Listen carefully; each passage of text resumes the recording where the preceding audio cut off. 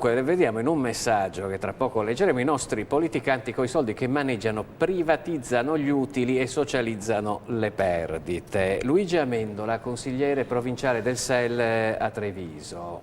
Quanto c'è di vero in questa affermazione?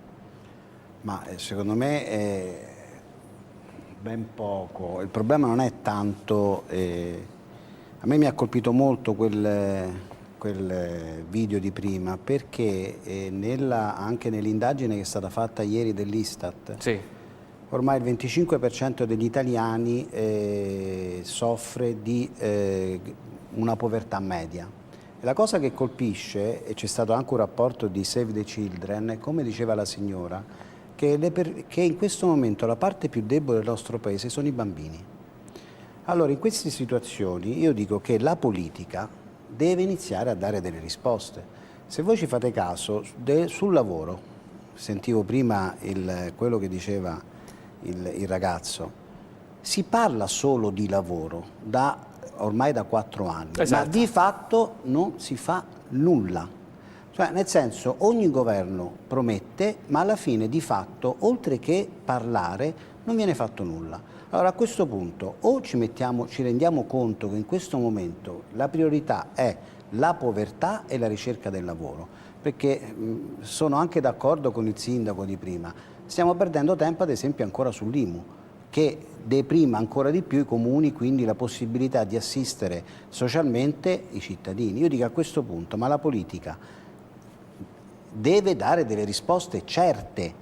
Non può adesso il governo dire sì, affronteremo il problema del lavoro con un'assemblea del Consiglio europeo che si farà a giugno per riparlare un'altra volta del lavoro, insomma. È stata proposta però la staffetta generazionale, per esempio, un prepensionamento si rimette mano alla riforma delle pensioni della Fornero, si facilita, diciamo, l'uscita dal lavoro per riuscire ad assumere giovani. Sì, bisogna verificare se questo è possibile, perché io non capisco perché per una persona deve andare in part-time, ad esempio, una persona che raggiunge una certa età, e per permettere un giovane per entrare. Mi spiego meglio, alla fine i giovani devono avere ancora la possibilità di lavorare. Io faccio un esempio oggi.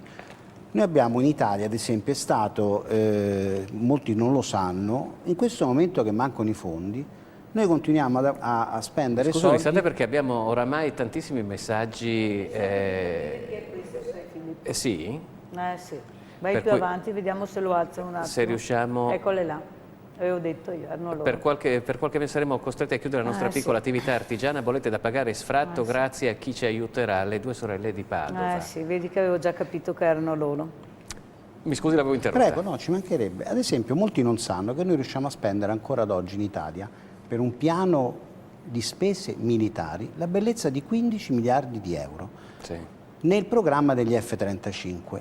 Questi 15 miliardi sono degli aerei da caccia costosissimi. I famosi aerei da caccia. Io mi chiedo, con che veramente senso logico in questo momento noi spendiamo 15 miliardi quando ci sono le persone che la signora come volontaria sta affrontando? I comuni non hanno più una lira, perché sappiamo benissimo c'è un patto di stabilità che di fatto strozza la possibilità di investire. Ma possiamo spendere 15 miliardi in aerei da caccia F-35 completamente inutili? È una domanda che pongo anche ai telespettatori. Mi sembra una cosa, al di là di essere di sinistra o di destra o di centro, è una questione di buonsenso.